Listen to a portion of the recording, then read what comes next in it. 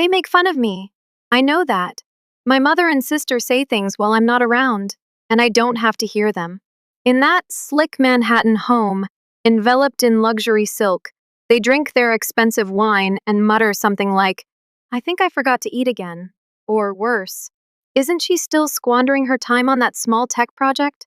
Catherine, poor you. She simply didn't fit in, did she? I never hear them say it directly. They are not required to.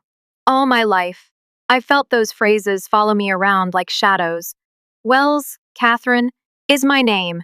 My age is 31, and I've always been the one in my family that couldn't figure things out. I sit alone in my one-bedroom apartment, driven by spreadsheets, coffee, and something they'll never get, grit, while they host six-figure cocktail parties and woo their way through charity galas. What they don't realize, though, is that I'm just a few days away from signing a contract that will completely upend the story they've been telling about me for years. As a child, my mother planned my whole life out like a business deal. Harvard Business School. Work for one of the most conservative financial firms in New York, Wells and Associates, under my father. Get married to someone who is strategic, that is, wealthy and well-connected. Grin, breed, organize brunches for charity, quietly pass away. However, I deviated from the plan. I didn't want a plastic marriage or a corner office. I desired something genuine, my own. I chose to enter the fintech industry instead of the firm since the odds are so harsh that only geniuses and madmen stay in this profession. I created an AI platform that could forecast financial market patterns more quickly than any human brain on Wall Street, all while working with a small development team and a savings account that would hardly last a slow month. It was dangerous, unpleasant. Compelled. However, it was the sole thing that ever gave me a sense of life. To my relatives, it was only evidence that I had gone crazy. Caroline, my younger sister, is the gem of the family. As a 27-year-old Ivy League graduate, CFO at the family business, and engaged to Andrew Carter, the real estate heir with a toothpaste commercial grin, and a last name that unlocks doors in 5 countries, she is exactly what my mother ordered. The highlight of the year is expected to be their wedding. CEOs, politicians, and the press are all gathered to celebrate the ideal combination of wealth and influence. And me? I am the strange older sister who is invited for the sake of appearances and guilt. My mother most likely responded, "She's still family," before grudgingly inviting me. Caroline always finds a way to undermine me. It's her language of love. At one point, she gave me a slow once-over and observed, "You missed dinner again. Are you still living in that tiny box and pursuing the same dream?" She believes I'm staying away from them. To be honest, I simply don't want to endure another meal where everyone acts as though I don't exist. I missed my 12th family get-together last week. Caroline was dispatched by my mother to check on me. Of course. She arrived without warning, standing in the doorway with a brand new Chanel purse and a grimace that suggested I had just ordered her to enter a landfill. She tapped her fingernails on the leather strap and muttered, "Catherine, Mom wanted to confirm that you were still alive." Considering that her walk-in closet could fit my entire apartment, she entered the room as if she owned it. She looked around the room. The simple furnishings. The takeout boxes were empty. There were notes all over the whiteboard. "You really live like this, God. You're punishing yourself, but why?" I remained silent. I simply returned to my desk and continued working. I needed to finalize some reports. She needed to discuss yachts. She flipped her blonde hair as though she were in a shampoo commercial and exclaimed, "Andrew just bought me a yacht. After the wedding, we're heading to the Maldives. Oh, and don't forget to dress nicely." Avoid coming across as a tech dropout. Her remarks were not painful. No more. For that, they were too predictable. They landed like a dull slap, though. Not too soft to sting. I could have stopped there. I could have taken out the contract I had in my drawer, which verified that I had recently landed a $50 million purchase transaction with one of the nation's largest venture capital firms. However, I didn't. Not quite yet. "Rather," I said, "don't worry about your wedding gift," while taking a sip of lukewarm coffee. "I have a unique present for you." She laughed. "As long as the card isn't one of your strange handmade ones." After that, she departed. Her heels clicked against my floor, resonating like punctuation. I just sat there as soon as the door closed. Still, I held the coffee cup as if it were a stabilizing object. My battleground had been that apartment, the one she made fun of, my laboratory, my bunker, the place where I gave up comfort, sleep, and even a few relationships for a cause that only I believed in. And the reward was on the horizon. I took another look at the screen. There was an agreement. The figures, the signatures, the last approval. It was authentic. I had taken nothing and created something. According to analysts, this might completely transform risk modeling in contemporary finance. However, I haven't clicked confirm yet, because I wanted to wait for something. Not for petty reasons. Not precisely.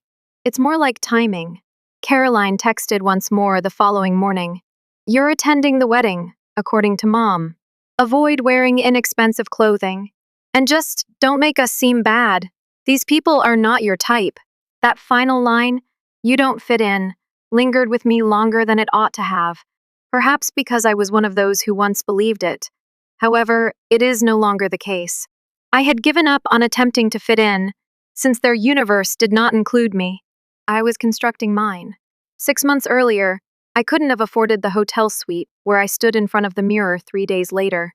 My figure was embraced by a sleek Versace dress that seemed to have been tailored for this particular occasion.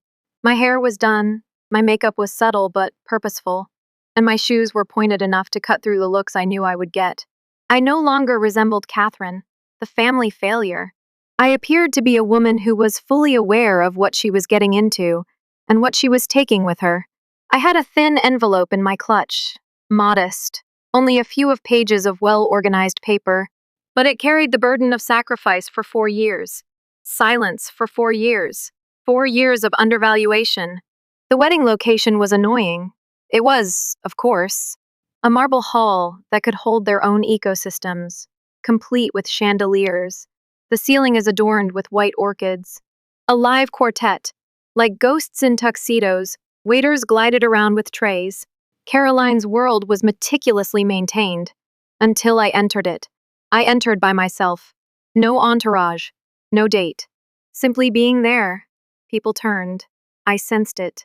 And I didn't back down from it for the first time in my life. I didn't straighten my hair, change my clothes, or question whether I looked uncomfortable. I wanted them to look at me, since they were unaware of what I was going to do. With a glass of champagne in hand and a steady, methodical gait, I navigated the crowd.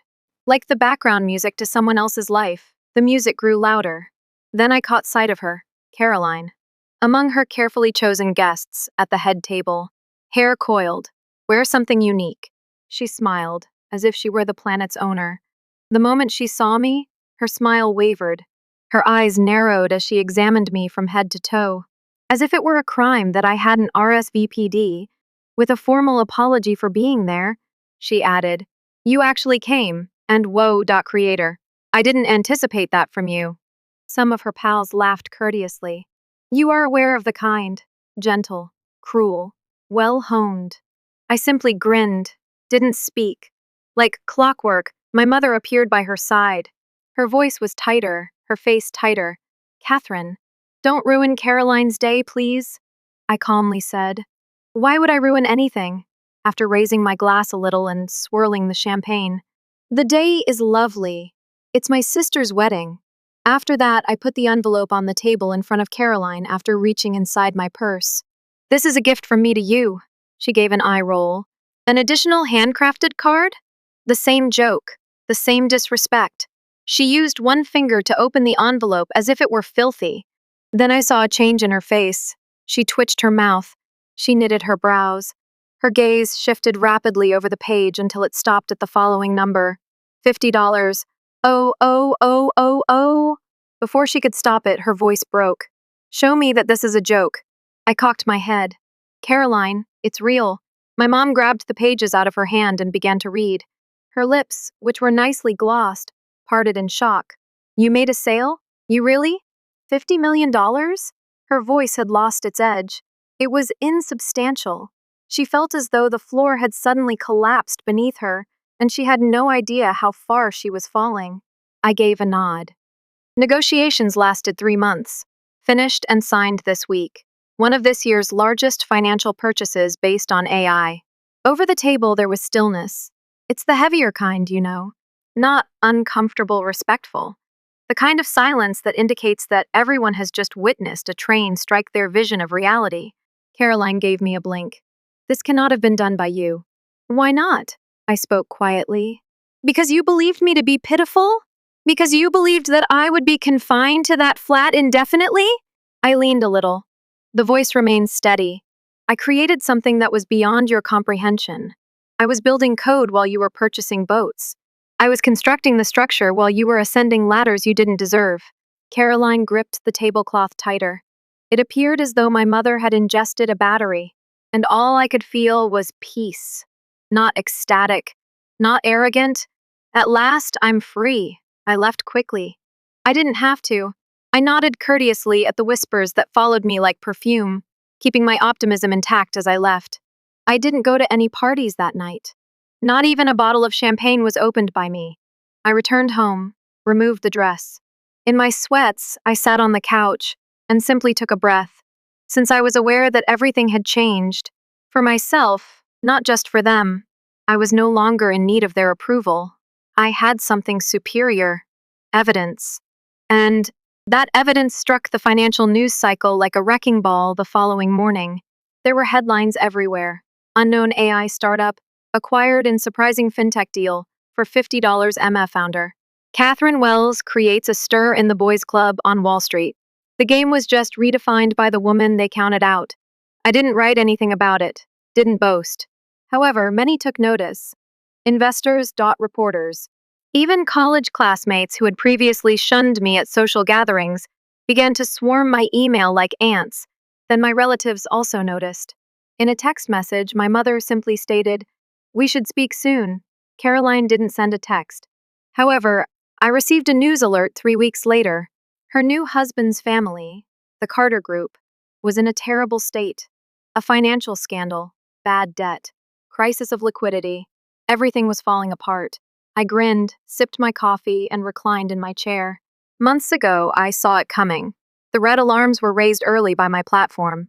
Sand and propaganda were the foundations of their kingdom. Caroline was going to experience what it's like to stand on precarious footing, and before long, she would knock. I wasn't prepared for the impact of the headline. Amid an internal audit scandal, Carter Group is facing a financial crisis. Perched 45 stories above the ground in my new office, I saw the city blink through floor-to-ceiling glass as if it were breathing beneath me. Before I had finished my morning coffee, the piece was on my phone. Andrew Carter's real estate enterprise turned out to be less stable than it first appeared. Undersecured, overleveraged, and dependent on legacy and smoke. Months before, while Caroline was showing off her engagement ring and discussing her honeymoon as if it were a trust fund, my AI platform had warned of the danger. I remained silent at the time. Why would I? She would not have paid attention. In my family, nobody ever did. So far. The call came from my mother at precisely 10:02 a.m. more out of curiosity than anything else. I picked it up. She spoke quickly and breathily. "Have you watched the news, Catherine?" I remained silent. "I just had another coffee drink." She went on. "They're in trouble. The Carter household. Downfall of the economy. There might be. Legal repercussions." I watched the quiet ebb and flow across the distance between us. She waited. "Then, were you aware of this?" I put down my mug. "Yes." Her voice trailed off. "How?" I took my time answering. "Give her a seat in it." Then, "Because I created something that has the ability to see things that you do not." "You referred to it as a toy. Do you recall?" More quiet. Then the shift began. The one I had spent my entire life waiting for. She lowered her voice. "Caroline is unsure of what to do. The family of Andrew is in a frenzy. She is afraid." I reclined in my seat. "She ought to be." My mother murmured, almost in a whisper, "Catherine, please. Could you speak with her?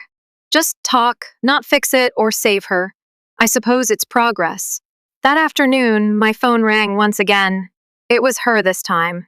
Caroline. The first picked up after a good 5 seconds of staring at the screen. "Hey?" The person on the other end paused. She seemed to be choked on the thought of calling my phone. Then she just stated it, without her typical sarcasm or clenching of her teeth. Exhausted and flat. Did you not know? Yes, I did. One more pause. You remained silent. I arched an eyebrow. Had you paid attention? She didn't respond. As we were both aware of the solution, she gave a slight crack in her voice. Everything will be lost for them. Investigations into Andrew's relatives may be necessary if this goes wrong. We could give up the penthouse, the vehicles, the standing, the carefully planned life.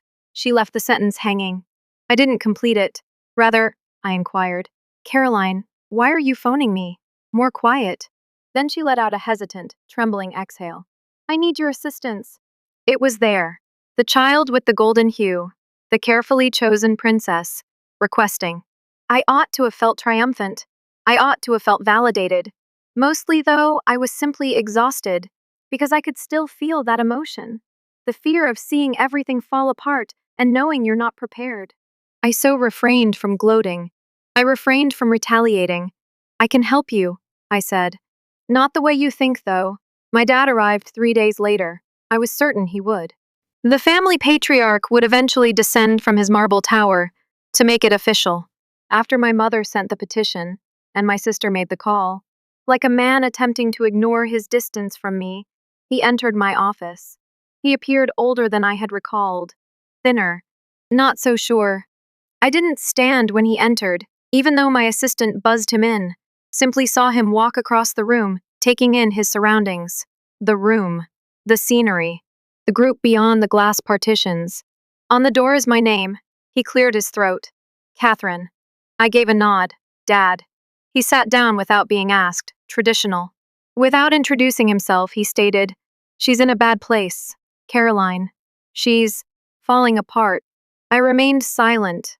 She requires a way forward. Nothing has changed. He let out a deep exhale. She needs a job. I almost laughed at that one. Out of everything he believed I would give him. Do you also think I ought to offer her one? I inquired. He gave a nod. You created something amazing. She was capable of learning. Could she? I cocked my head.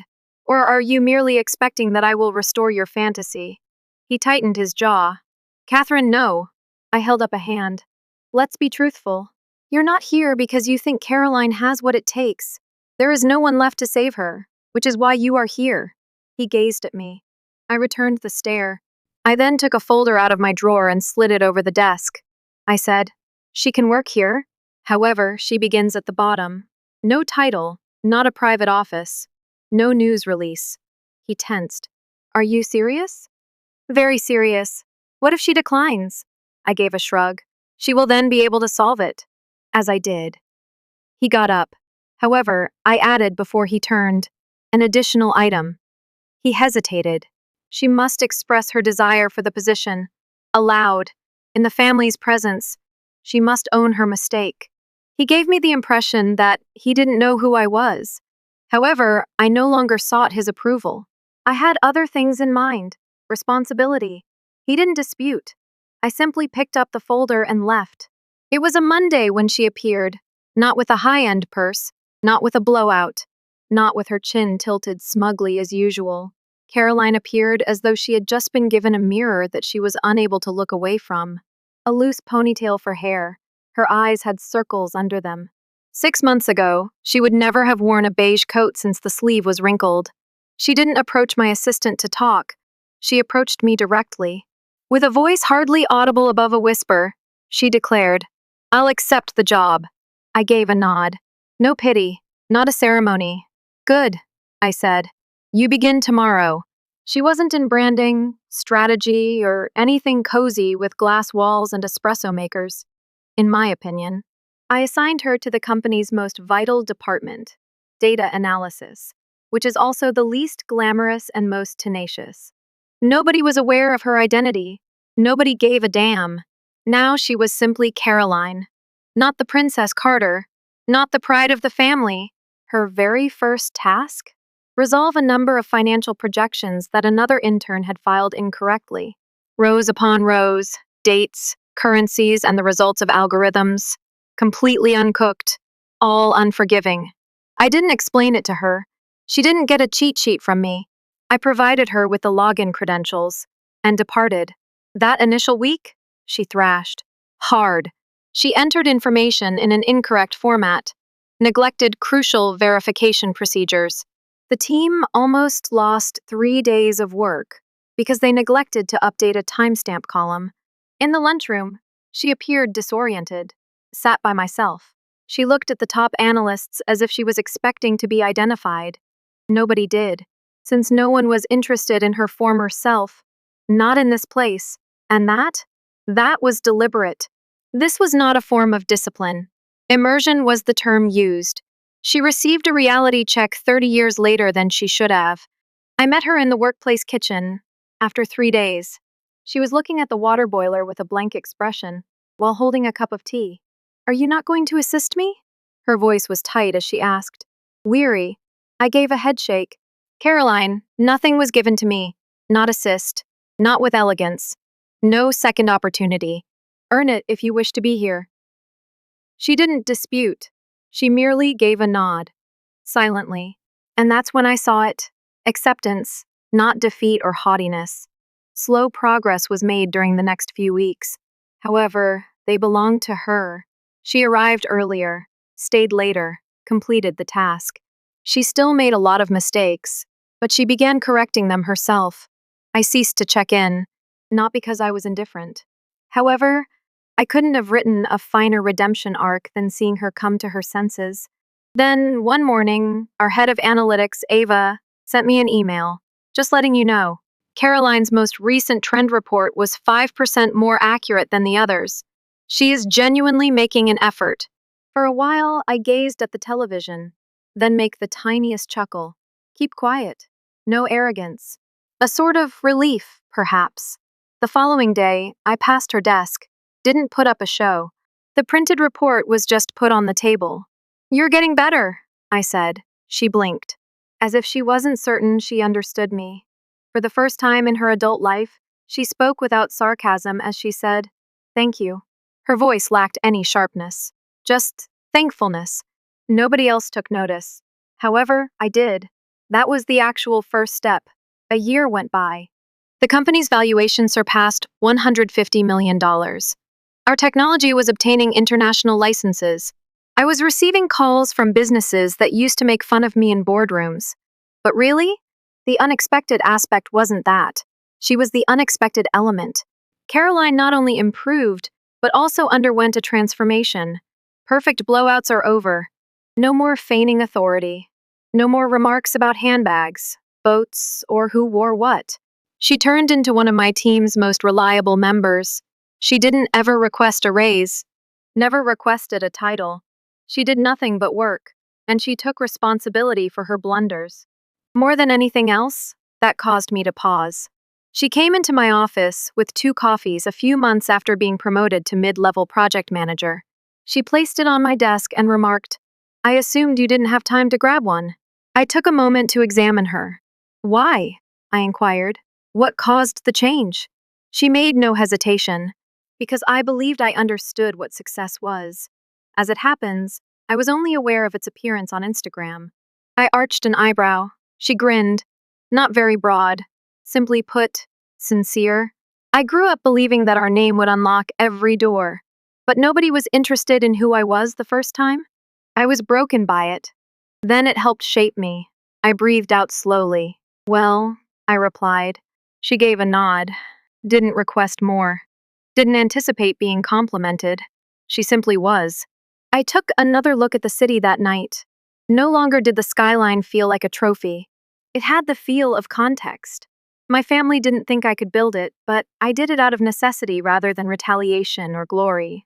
Caroline was now involved in it. I didn't carry her, but due to her decision to remain, I noticed the first time Caroline made a choice without consulting anyone. It wasn't very big, a modification to our emerging market data analysis methodology. She had simply altered a line of reasoning in our reporting methodology. It was not presented in a meeting by her, didn't present it as a breakthrough. She sent the team an email with it. Simple, tidy, keep quiet. And it was successful. I scrolled back to see her signature on the update after seeing the findings in the weekly report. I stared at her name for a long time as my coffee cooled on my desk.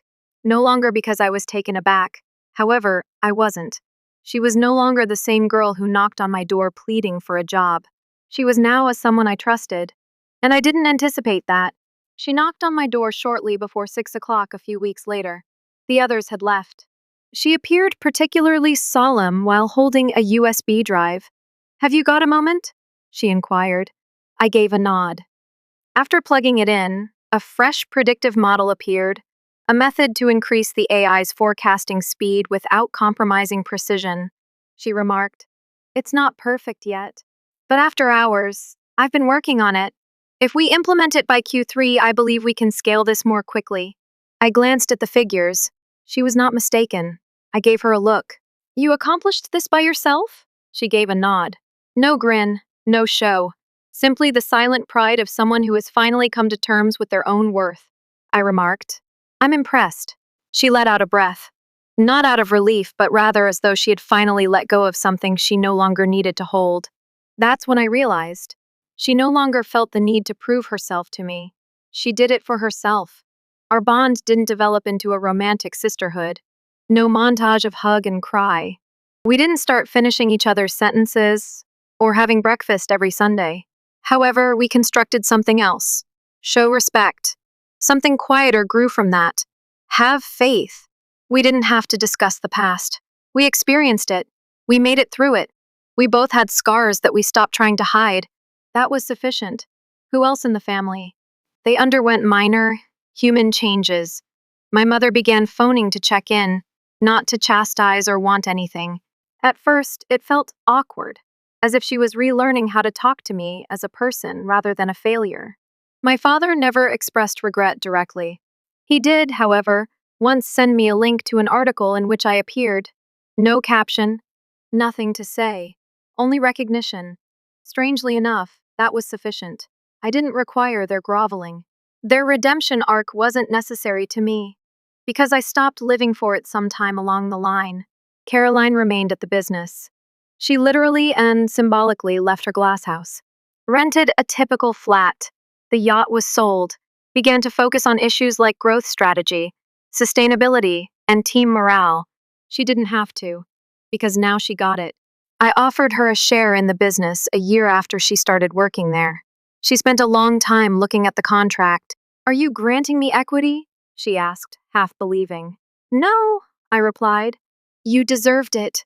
She refrained from crying. She simply signed and nodded. I didn't throw a party on the day. Our valuation surpassed $300 million. I didn't write anything about it. Didn't clink glasses at a bar on the roof. I took a stroll to the former cafe close to my first flat.